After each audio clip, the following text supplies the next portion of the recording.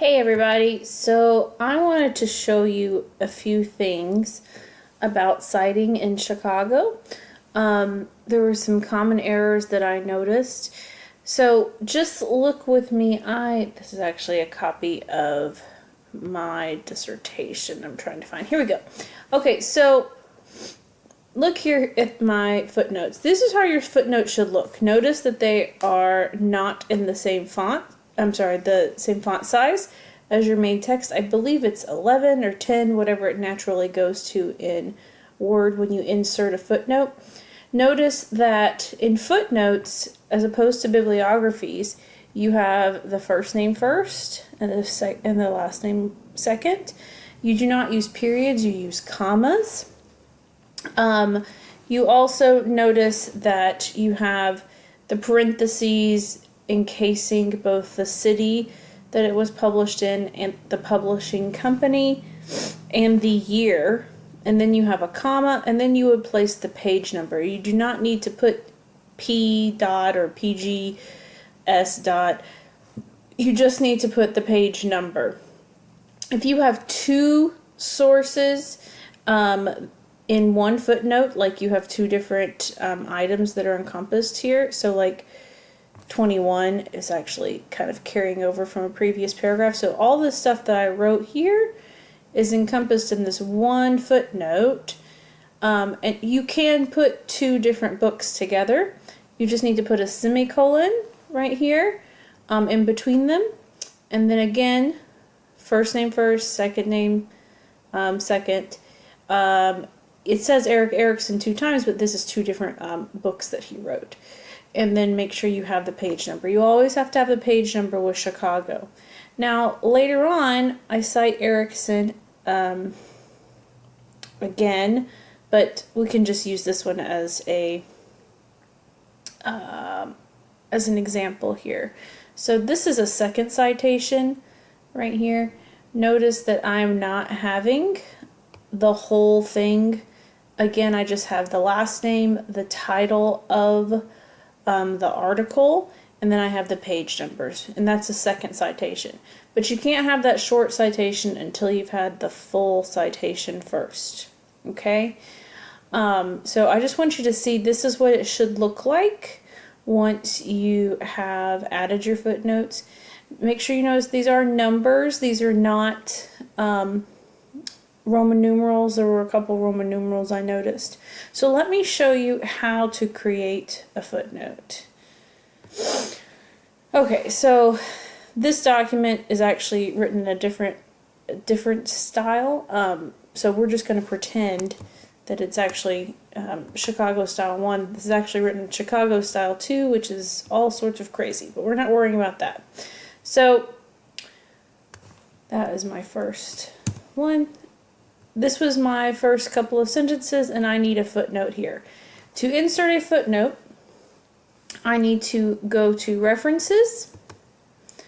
I hit Insert Footnote. And then I say blah, blah, blah, blah, blah, blah, blah, which we just taught you how to do. Oh, but look at that. I made a mistake. You see here, I have my footnote coming before my period.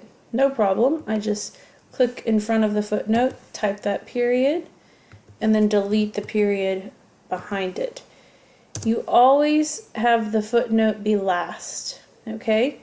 Now, if you are ending on a, please ignore the parentheses, that's a different style.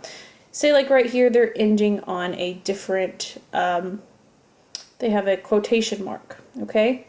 So we still need to have my footnote there. So here, I'm just going to insert footnote.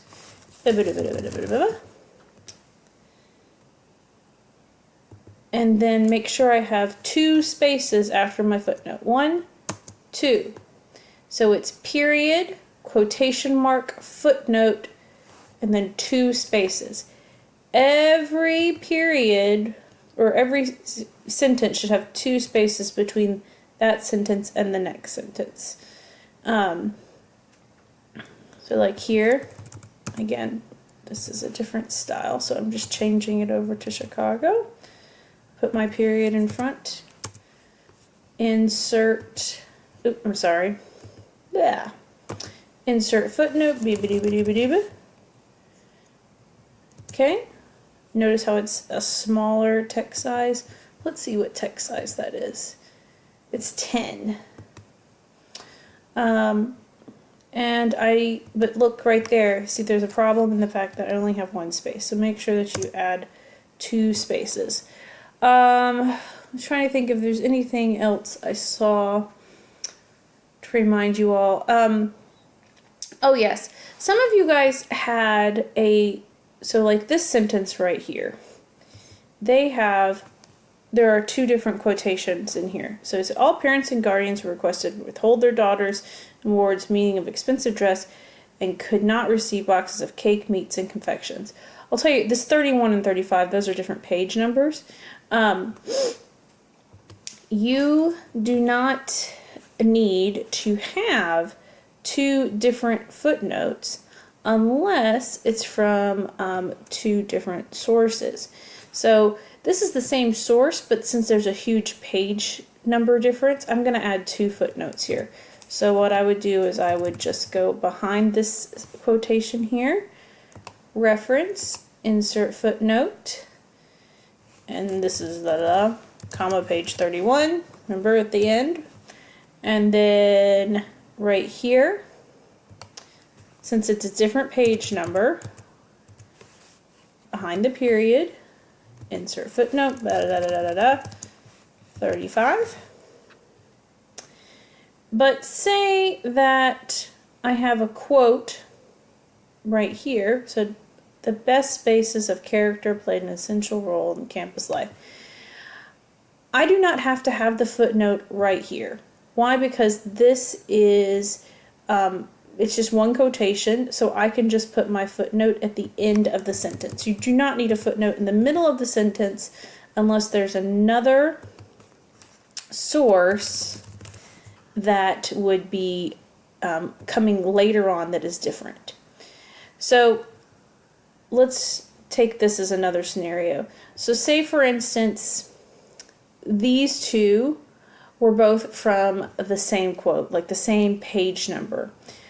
I would not need to have this footnote. See, because this was page 31, this is page 35, but if they were from, the same paragraph, I just was breaking it up into different quotes, I do not need this footnote here. So I would just delete it. And notice it renumbers itself there. Okay, so when I see that, this is a quotation, and then I have some of my own words here, then I have another quotation with the footnote at the end, that is telling me that both of those quotes come from this one source. Okay? All right, so those are just a couple of things that I noticed in you all's writing. Don't forget to capitalize Confederate. Don't forget to capitalize Civil War. And please look into all of the things that I told you to research more. You guys can dig in a little bit more, make a few more phone calls to turn this into something mediocre into something awesome, okay, that should be published. So I want you to dig a little deeper this week, make some phone calls, and I will see you on Monday. Peace, love, and Georgia history. Bye!